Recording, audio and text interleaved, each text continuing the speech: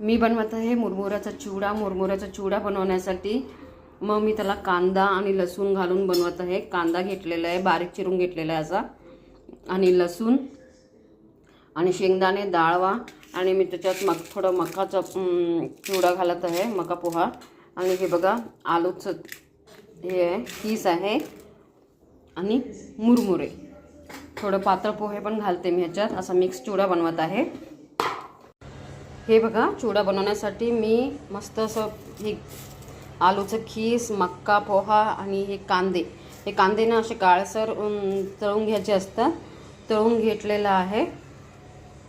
चिवड्यासाठी फोडणी पण करून घेतलेला आहे. आता मी चिवडा मिक्स करते. हे बघा चिवडा मळून मस्त तयार आहे. सगळं मी मिक्स केलं आहे चिवडा.